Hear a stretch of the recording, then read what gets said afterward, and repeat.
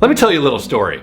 Some years ago, I was at a bar with a friend, and I mentioned how I wanted to climb Mount Kilimanjaro in Africa. But I also mentioned that it was really expensive and I couldn't afford it. And that's when something happened that I'll never forget. The man sitting next to me turned to me and handed me a $20 bill. He said that he overheard our conversation and that he wanted to help me reach my goal. This was several years ago, but I still have that $20 bill. See, he even wrote my name and Kilimanjaro on it. And this really stuck with me. I mean, $20 isn't a lot of money in the absolute sense, but it's a ton of money to get from a stranger. I mean, it's a story when a stranger gives you 20 bucks. And after being on the receiving end of this, I want to know what it's like to be on the giving end. So for the next 5 days, I'll be giving $20 away to a complete stranger every day. So that's 100 bucks that'll be either well spent or completely wasted. Let's find out which one.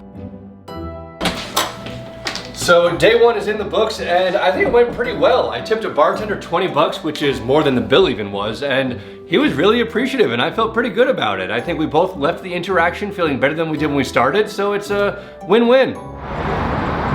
So I had an interesting experience today. I put $20 in the tip jar at the Starbucks behind me. The problem is they didn't see me put the money in there, so I didn't get any credit for it. I mean, what's the point of giving someone 20 bucks if you're not gonna get credit for it? Come to think of it, George Costanza had this exact same problem. Is it bad that he and I have the same problems? It probably doesn't speak highly of me.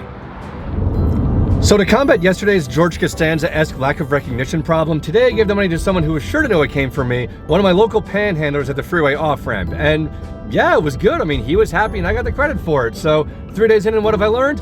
Panhandlers and bartenders good, Starbucks chip jars less good. So I got to thinking last night, and I'm actually pretty embarrassed by the way I behaved yesterday. I mean, this is supposed to be about seeing what it's like to give, not what it's like to get credit for giving. I mean, worrying about getting credit is the most vain and shallow version of this experiment. So today I made a point of doing it for no credit, which I did at the charity box at McDonald's. And that's great. I don't need the approving looks of the cashier to feel good about it. I know, and that's enough. And as for tomorrow, I think I have a pretty good idea of what to do with the 20.